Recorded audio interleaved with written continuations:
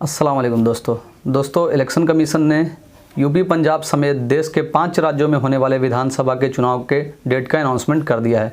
आइए जान लेते हैं कि इस राज्य में कितने चरणों में चुनाव कराया जाएगा। यूपी में टोटल 7 चरणों में चुनाव कराया जाना है। पंजाब, उत्तराखंड, गोवा में 1 चरणों में चुनाव कराया जाना है। मणिपुर में 2 चरणों में चुनाव कराया जाएगा। अब आइए जानते हैं यूपी के 7 चरणों के चुनाव का वोट किस डेट में डाला जाएगा।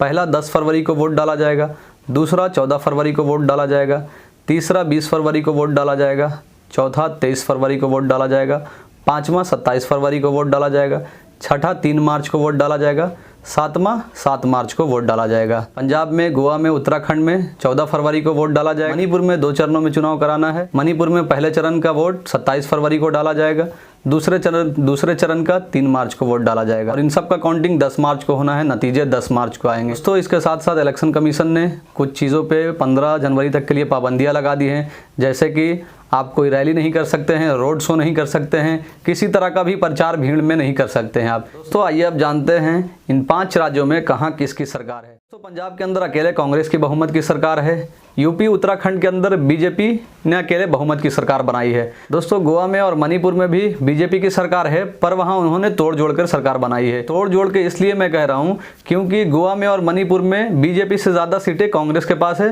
पर बीजेपी ने वहां किसी तरह से अपने पैसे के बलबूते या जिस तरह से भी आप कह लें वहां सरकार बना लिया है। क्योंकि आप अपने होम मिनिस्टर को जानते ही हैं, वो किस तरह से मैनेज कर लेते हैं। ये सब छोटी मोटी बातें उनके लिए बहुत नॉर्मल सी बात है।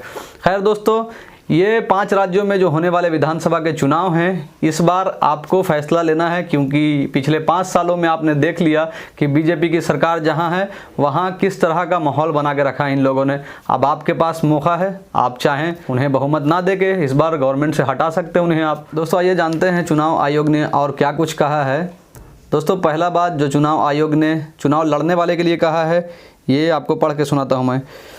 15 जनवरी तक कोई विजय जुलूस नहीं निकाला जा सकेगा। वर्चुअल रैली और डोर टू डोर प्रचार करने की इजाज़त। डोर टू डोर प्रचार में भी केवल 5 लोग ही जा सकेंगे। पहली बात। दूसरी बात, 15 जनवरी के बाद कोरोना के हालात का रिव्यू किया जाएगा और फिर रैलियां व जनसभा पर फैसला लिया जाएगा। अगर रैलियां की इजाज़त दी गई तो भी इसमें कोविड प्रोटोकॉल का सख्ती से पालन किया जाएगा। तीसरी बात, हर रैली से पहले चुनावी उम्मीदवार से कोरोना प्रोटोकॉल का पालन सुनिश्चित कराने का शपथ पत्र लिया जाएगा। चौथी बात, कोविड नियमों का उल्लंघन करने वाले के खिलाफ महामारी एक्ट, NDMA और IPC के धाराओं के तहत कार्रवाई की जाएगी। 5वां, राजनीतिक दलों के उम्मीदवारों और प्रत्याशियों को खुद भी अपना आपराधिक रिकॉर्ड बताना होगा। सभी दलों और प्रत्याशियों को हेट स्पीच, फेक न्यूज़ और सोशल मीडिया प्लेटफॉर्म को लेकर बेहद सतर्क रहना होगा और इसकी निगरानी भी करनी होगी। 7, प्रत्याशियों को ऑनलाइन नॉमिनेशन की सुविधा दी जाएगी। 8वां, सभी दलों और प्रत्याशियों को चुनावी अपराध के संबंध में एडवाइजरी जारी की जाएगी। कोड ऑफ कंडक्ट का सख्ती से पालन किया जाएगा। ये चुनाव लड़ने वाले के लिए कहा गया है चुनाव आयोग के द्वारा। दूसरा, चुनाव में हार जीत तय करने वाले वोटर्स के लिए इसमें सबसे पहला नंबर, कोरोना संक्रमित भी वोट डाल सकेंगे, उनके लिए पोस्टल बैलेट की सुविधा होगी। दूसरा, 80+ के सीनियर सिटीजन और दिव्यांगों के लिए डोर स्टेप वोटिंग की सुविधा होगी। तीसरा, 16% पोलिंग बूथ बढ़ाए गए हैं। 2.15 लाख से ज़्यादा पोलिंग स्टेशन बने हैं। चौथा, एक पोलिंग स्टेशन पर मैक्सिमम वोटर की संख्या 1500 से घटाकर 1250 कर दी गई है। 5वां, महिला वोटर्स को बढ़ावा देने के लिए हर विधानसभा में कम से कम एक पोलिंग बूथ को एक्सक्लूसिवली महिला ही मैनेज करेंगी।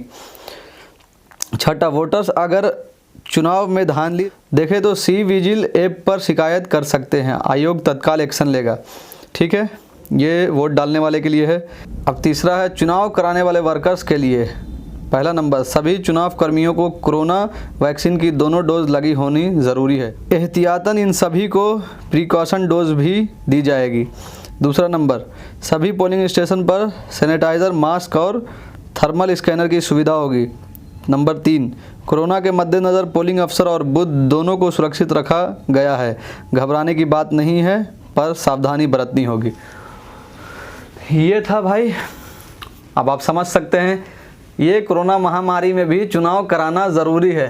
खैर अब इलेक्शन कमीशन ने फैसला ले ही लिया है तो मैं और आप इसमें कुछ नहीं कर सकते हैं। अब आपके अगर स्टेट में पोलिंग होना है तो आपको वोट डाल के आप सिर्फ और सिर्फ एक काम कर सकते हैं कि इस बार जो ये घमंडी सरकार है जो कि जिसने किसानों को कुचला है, जिसने मुसलमानों को परेशान किया है, जिसने दलितों को परेशान किया है, इस देश के भाईचारा को डुबाने का काम किया है, उनको आप बाहर का रास्ता इस बार अपने वोट के ज़रिए दिखा सकते हैं। क्योंकि आपको 5 साल में एक ही बार मौका मिलता है उन्हें अपनी ताकत दिखाने का। सो भाइयों, इस बार आप उस पार्टी को अपनी ताकत दिखाइए जो आपके साथ नाइंसाफ़ी कर रहे हैं, और आपको पता ही है कि इस देश के साथ कौन सी पार्टी नाइंसाफ़ी कर रही है।